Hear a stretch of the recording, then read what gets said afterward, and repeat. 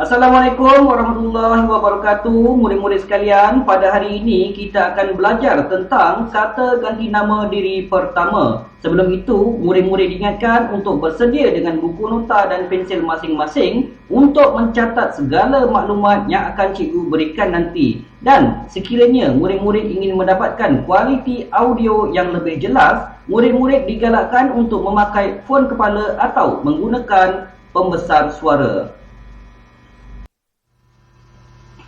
Baik, murid-murid sekalian, kata ganti nama diri bermaksud kata yang digunakan untuk menggantikan nama manusia. Ianya terbagi kepada tiga, iaitu kata ganti nama diri pertama, kata ganti nama diri kedua, kata ganti nama diri ketiga. Jadi, untuk kali ini cikgu hanya fokus kepada kata ganti nama diri pertama. InsyaAllah dalam video yang seterusnya, cikgu akan terangkan pula berkenaan kata ganti nama diri kedua dan ketiga.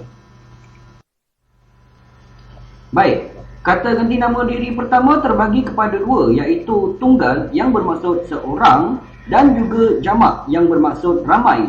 Antara contoh-contoh kata ganti nama diri pertama bagi tunggal ialah aku, saya, hamba, beta, patik dan juga daku. Manakala bagi jamak pula ialah kami dan juga kita.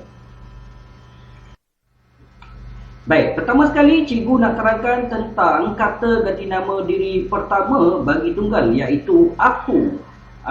Aku merujuk kepada diri sendiri apabila bercakap dengan kawan yang rapat atau Tuhan. Kawan yang rapat di sini membawa maksud kawan yang telah lama dikenali, mungkin mereka sudah pun berkenalan sejak kecil lagi ataupun rakan sebaya. Manakala Tuhan pula, aku digunakan apabila berdoa. Ianya menunjukkan hubungan yang rapat antara makhluk dengan Tuhannya. Contoh ayat yang dapat cikgu berikan di sini ialah aku akan bekerja dengan bersungguh-sungguh demi masa depan keluargaku, kata Abu kepada Zahid.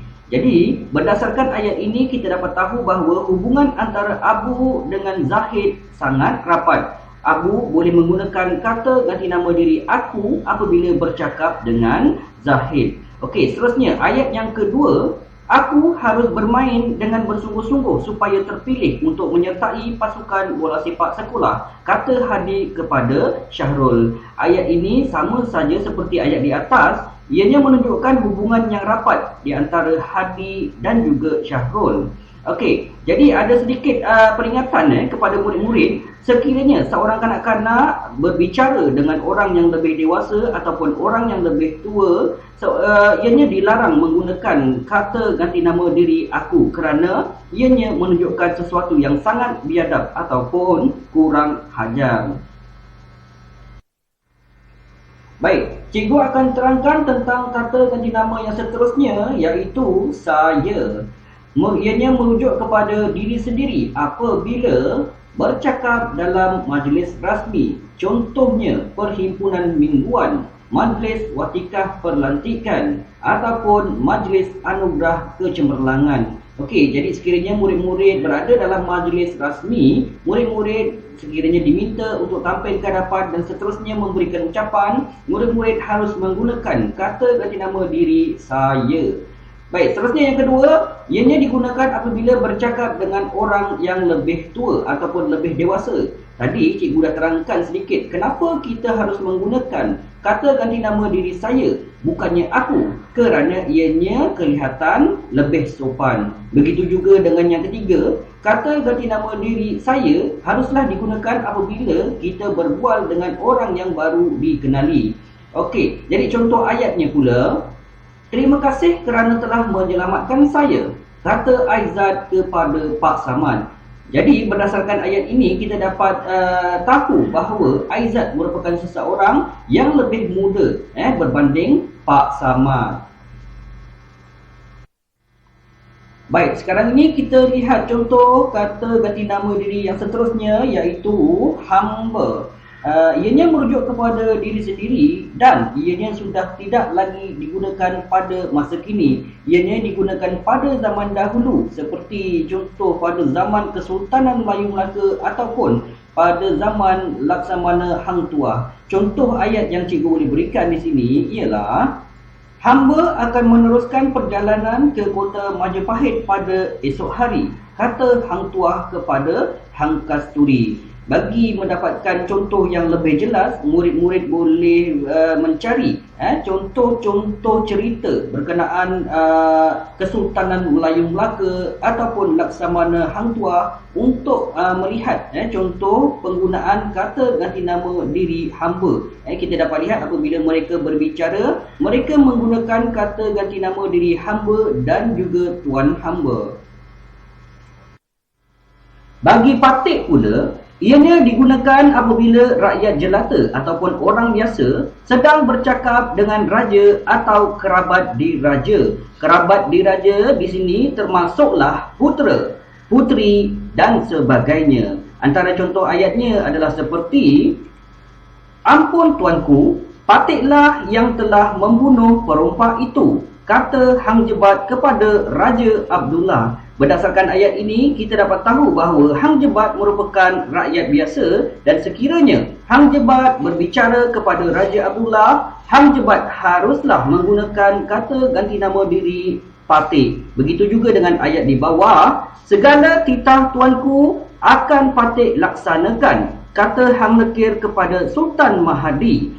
Jadi seperti yang murid-murid dapat lihat, Hang Lekir merupakan rakyat biasa. Sekiranya Hang Lekir berbicara dengan Sultan Mahdi, Hang Lekir haruslah menggunakan kata ganti nama diri patik. Baik, jadi murid-murid dah tahu apabila orang biasa bercakap dengan raja ataupun golongan diraja, mereka haruslah menggunakan kata ganti nama diri patik. Sekarang kita lihat pula bagaimana situasinya apabila raja ataupun golongan diraja bercakap ataupun bertitah dengan rakyat jelata. Kata ganti nama diri yang digunakan ialah beta.